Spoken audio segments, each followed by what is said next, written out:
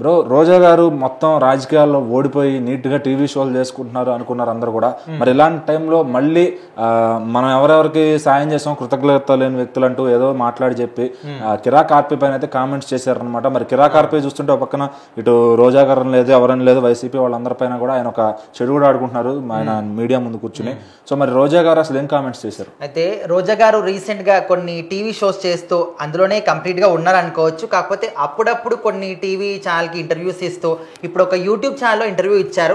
So అక్కడ మాట్లాడుతున్నప్పుడు కొంతమంది ఎవరైతే తన గురించి నెగిటివ్గా మాట్లాడుతున్నారో వాళ్ళకి క్లియర్గా పేరైతే మెన్షన్ చేయలేదు, కాకపోతే ఇండైరెక్ట్గా వాళ్ళ గురించే అంటున్నారు అని పేరు చెప్పుకుంటే ఖచ్చితంగా కిరా కార్పిది మాత్రమే. అండ్ ముఖ్యంగా తను తిరుమలలో ఉన్నప్పుడు చాలామంది కూడా టికెట్లు అమ్ముకుందని చెప్పేసి ఇట్లా ఆరోపణలు వచ్చాయి అప్పట్లో. అండ్ కూటమి ప్రభుత్వం కూడా దాని మీద విచారణ కూడా చేపడుతుంది. అయితే తను ఈ ఇంటర్వ్యూలో చెప్పింది ఏంటంటే, నేను ఆ గోవిందుడి మీద కూడా ప్రమాణం చేసి చెప్తున్నాను, నేను ఒక్క టికెట్ కూడా నా స్వార్థం కోసం కానీ ఒక్క రూపాయి కూడా నేను తీసుకోలేదు, ఏ ఒక్క టికెట్ని కూడా నేను అమ్ముకోలేదని చెప్పేసి తను ప్రమాణ పూర్తిగా చెప్పడం జరిగింది. అండ్ అక్కడ ఎవరెవరైతే నాకు తెలిసిన వాళ్ళు ముఖ్యంగా జబర్దస్త్లో ఉన్న వాళ్ళు ఎవరెవరైతే కంటెస్ట్ కావచ్చు లేకపోతే అందులో ఉన్న వాళ్ళందరూ కూడా నాకు చాలా ఒక సొంత ఫ్యామిలీ లాగా కనెక్ట్ అయిపోయారు.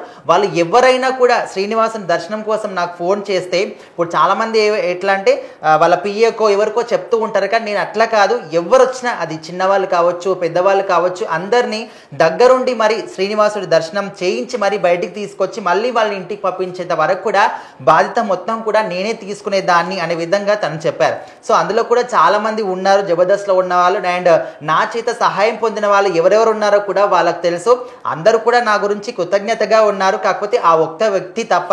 సో మరి ఆ వ్యక్తికి ఖచ్చితంగా దేవుడు చూస్తూ ఉంటాడు, ఆయన ఖచ్చితంగా ఏ విధంగా పనిష్మెంట్ చేయాలో ఆ విధంగా పనిష్మెంట్ కూడా ఇస్తారు అని చెప్పేసి తను చెప్పింది అనమాట. కాకపోతే ఆ ఒక్క వ్యక్తి ఎవరు అని క్లియర్గా పేరు మెన్షన్ చేయకపోయినప్పటికీ కూడా మనందరికీ తెలిసిన వ్యక్తి కిరా కార్పి. తను కూడా జబర్దస్త్లో చేసి తర్వాత తను పెట్టినటువంటి చేపల పులుసు దానికి కూడా అంటే మన రోజా గారిని పిలిచి ఓపెనింగ్ చేయించడం కావచ్చు. సో అప్పట్లో చాలా బాగా ఉండేవాళ్ళు. సో ఎప్పుడైతే రోజా గారు తను ఓడిపోవడం కావచ్చు, ఇటు కూట ప్రభుత్వం గెలుపొందడం కావచ్చు, ఇంకా ఆ తర్వాత నుంచి కిరా కార్పి తను మాట్లాడిన భాష కన్నా మితమీరిపోయి ఇంకా లిమిట్స్ క్రాస్ చేసి కూడా రోజా గారిని ఉద్దేశించి ఎన్నో రకాలుగా ప్రెస్ మీట్లు పెట్టి కూడా మాట్లాడడం జరిగింది.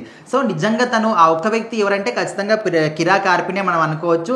మరి కిరా కార్పి దీనికి కూడా ఖచ్చితంగా రియాక్ట్ అవుతారు. ఆయన రోజా గారు ఏ మాట మాట్లాడినా కూడా ఏదో ఒక ప్రెస్ మీట్ పెట్టి ఖచ్చితంగా రియాక్షన్ ఇస్తూ ఉంటారు. మరి ఈ మాటలకు కూడా రియాక్షన్ ఇస్తారు అనే విధంగా కూడా అనుకుంటూ ఉన్నారు చాలా మంది. చూడాలి మరి రోజా గారు అయితే ఈ విధంగా చెప్పారు, దేవుడు ఖచ్చితంగా చూస్తూ ఉన్నాడు, ఆ ఒక్క వ్యక్తి ఎవరైతే ఉన్నారో ఖచ్చితంగా పనిష్ చేస్తాడు అని. మరి ఇక్కడ కిరా కార్పి కూడా మరి ఈమె మాటలకి మళ్ళీ ఎప్పుడు ప్రెస్ మీట్ పెడతాడు, ఏ విధంగా రియాక్షన్ ఇస్తాడని కూడా ఈయన తరపు వాళ్ళు కూడా వెయిట్ చేస్తున్నారు.